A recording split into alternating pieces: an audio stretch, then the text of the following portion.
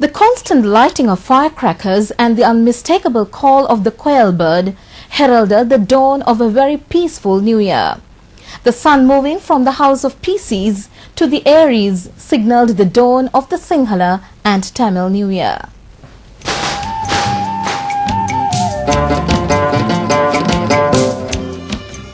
The New Year dawned at 6:58 this morning.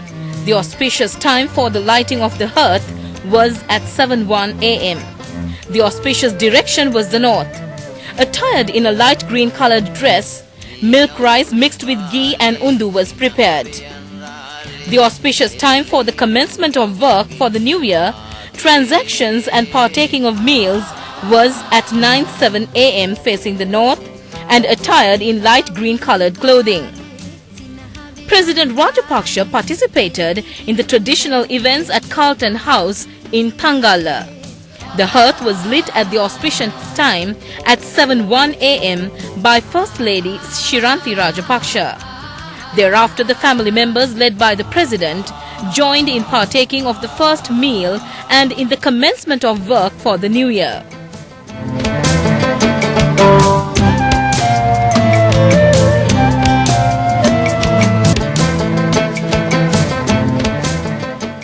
Meanwhile, the President visited the People's Bank branch at Thangala to engage in transactions for the new year. The President handed over Isuru Udana gift vouchers and loans under the Saubhagya credit scheme. Chairman of the People's Bank, W. Karunajiva, Johnston Fernando and D.M. Jayaratna were among those present. President Rajapaksa has emphasized that this is the first New Year being celebrated in harmony and contentment since the unification of the motherland, said President Mahinda Rajapaksa in his traditional New Year message.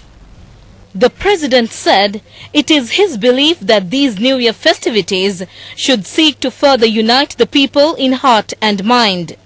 The New Year celebrations by Sinhalese and Tamils alike are most appropriate in recognizing the kinship among them. This is the continuance of strong cultural traditions that strengthen the bonds among the people of the land. The government has carried out all necessary measures to bring joy and meaning of the new year closer to the people. To this end, he said, they had sought to bring prosperity to the nation through agricultural development and encouraging an ethical way of life. The true spirit of the new year should be felt most by the children who make up the future generation. It is their responsibility as a nation to teach them the best values and traditions preserved through thousands of years and bestow upon them the cultural heritage that has enriched our nation. Towards this end, the President said it is his wish that every household will carry out the New Year traditions with hope of auspicious beginnings for the future. He was confident that this traditional New Year, which reflects the unity and pride of the nation, will be celebrated by all in the spirit of joy, peace, sharing and contentment, which will lead us to a future of prosperity. The Independent Television Network commemorates the traditional New Year linking the North and the South. Surya Mangalyaya, the New Year program arranged by the Independent Television Network for 2 days, drew to an end this evening. The programs were telecast live from the Veeravila Tank Bund in Tissamaharama and the Jaffna Fort with a mixture of Sinhala and Tamil culture. The Surya Mangalyaya program came to an end with the selection of the New Year Queen.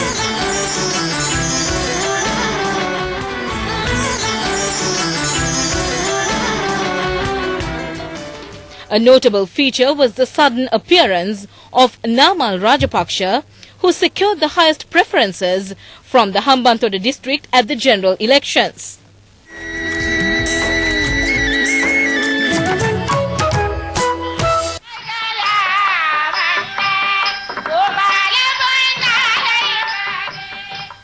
The program organized in Jaffna was well attended.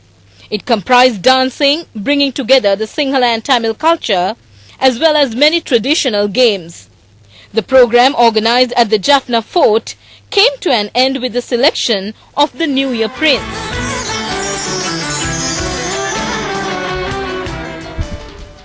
Another New Year ceremony was also organized at the premises of the Independent Television Network headquarters. U.S. Secretary of State Hillary Clinton has said the Sinhala and Tamil New Year celebrations this year carry added resonance as all Sri Lankans can celebrate the occasion in a united country. Wishing a happy holiday and a prosperous New Year, she said this is an opportunity for all Sri Lankans inside and outside the country to come together and renew their bonds. On behalf of President Barack Obama and the American people, she congratulated Sri Lankans around the world as they celebrate the traditional New Year.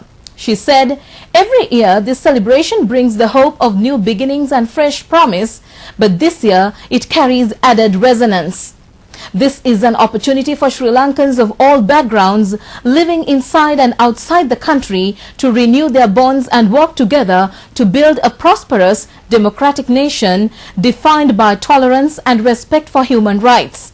She added that the United States is eager to support the country in this journey and to build even stronger ties of friendship between our people. State banks claim that customers displayed a keen enthusiasm in transacting for the New Year. New Year transactions were undertaken at the Bank of Ceylon branch at Torrington Square. Deputy General Manager of the bank, Branch Administrator I.D. Veerasena and Branch Manager Karunadasa Kodituaku patronized on the occasion. Another New Year transaction was organized at the Palavatta branch of the Bank of Ceylon with the participation of a large number of customers. In addition to New Year transactions, the Vanitha Vasana draw was part of the events organized at the People's Bank headquarters. Branch Manager Anura Lakshman was among those present. Winners of the Vanitha Vasana lottery sold during the savings month were selected during the New Year transactions carried out at the Battaramula People's Bank branch. People's Bank Regional Manager Ananda Jayasekara and Battaramula Branch Manager Saroja Samarasekara were present. The European Union has extended its congratulations to President Rajapaksa and the United People's Freedom Alliance on the election victory. Catherine Ashton, the High Representative of the Union for Foreign Affairs and Security Policy and Vice President of the Commission, had issued the congratulatory message. She also welcomed the fact that these elections took place in a largely calm atmosphere. She emphasized that the EU was looking forward to working with the newly elected Sri Lankan government in the implementation of its ambitious political agenda, including national reconciliation. A fuel storage tank used by the LTTE in northern Sri Lanka was discovered during a special police operation team. Police spokesman SP Prashantha Jayakodi said the underground tank was discovered in the former northern rebel stronghold of Pudukudiripu. The 18 feet long and 8 feet wide tank was carrying 25,000 litres of fuel. The discovery came after almost 1 year after the LTTE was militarily crushed. He said the troops were still engaged in search operations in the Kilinochchi and Mullaitivu districts for lethal military hardware held by the LTTE. Former TNA Member of Parliament M.K. Sivajalingam was denied entry into India at the Chennai airport yesterday. Former MP N. Srikantha said he is due to return to Sri Lanka later tonight. M.K. Sivajalingam had defected from the TNA together with N. Srikantha. They had formed their own party during the January presidential elections. Mr. Sivajalingam was even denied entry into India last December. During the recent general elections, the party was highly critical of India. Even its election manifesto did not favor the Indian administration.